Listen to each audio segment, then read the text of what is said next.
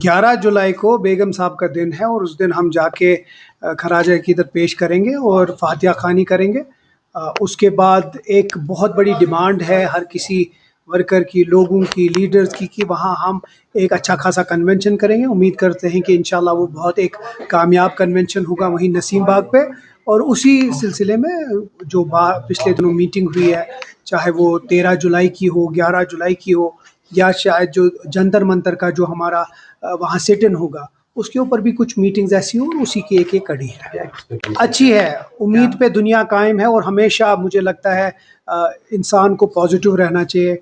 हम सिर्फ दिल्ली ये कहने के लिए जा रहे हैं, हम उन ऐवानों में वो बात पहुंचाना चाहते हैं कि जिन ऐवानों ने हमसे वादा किया था, क्योंकि ये सिर्फ नेशनल कॉन्फ्रेंस का एक मिशन नहीं है, ये मिशन हर एक उस इंसान का है जो समझता है कि जम्मू कश्मीर के साथ गलत हुआ, जम्मू कश्मीर की जो हक है, जो हम जम्मू कश्मीर की जो आइडेंटिटी है, उसको कहीं ठेस पहुंची। ये उन सब लोगों की एक मिशन है जो ये समझता है कि हमारा जो हक है हमें वापस देना चाहिए। और मुझे लगता है उसी में नेशनल कॉन्फ्रेंस ने एक पहल की है और हम उम्मीद करते हैं बढ़ चढ़ के हर एक अपनी सियासी सोच, अपनी हर कोई चीज़ साइड पे रख के फारूक साहब की बात, फारूक साहब की अपील, नेशनल कॉन्फ्रेंस की जो अपील है, उसमें अपने हाथ में हाथ लेकर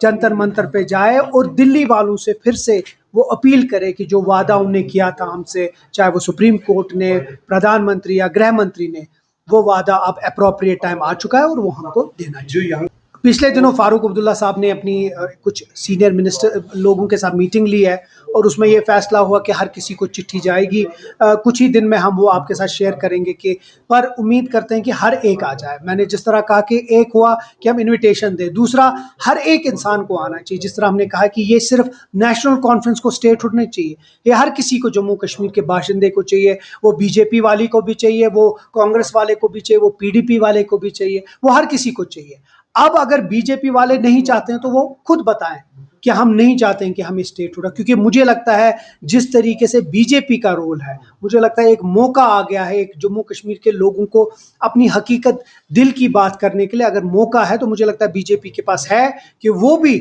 हमारे साथ आके दिल्ली वालों को बताए कि जो वादा हमसे किया है वो वादा पूरा करें। देखिए, हमेशा आप कंटेंट्स में देखिए, कंटेंट्स जो है उसके वो गलत है, वो होने नहीं चाहिए थे। और ये इससे बड़ी बात है, इसमें कोई कॉन्स्पिरेसी दिखती है मुझे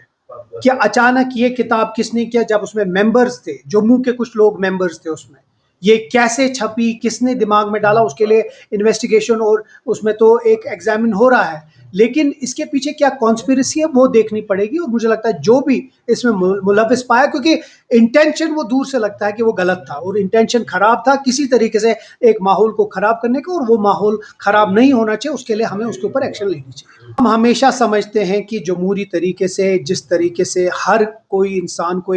एक मौका मिलता था 13 जुलाई को जाकर शहीदों को खराज अकीदत पेश करना, हमने पिछले साल भी किया, हम इस बार भी जमहूरी तरीके से अप्लाई करेंगे। हम समझते हैं कि ये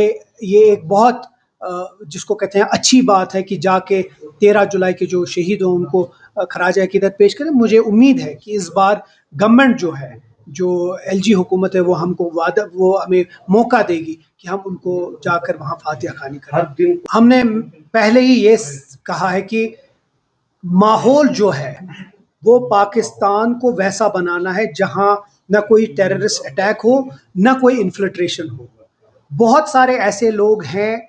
आर पार जो हमेशा चाहते हैं कि दो मुल्कों के बीच में हमेशा लड़ाई उठे, लेकिन जो पिसता है वो गरीब कश्मीरी पिसता है जो बोर्ड रूम पे रहता है। तो हम समझते हैं, और वो बात आरएसएस के लीडरशिप भी बहुत देर से समझे कि बातचीत ही इसका हल है।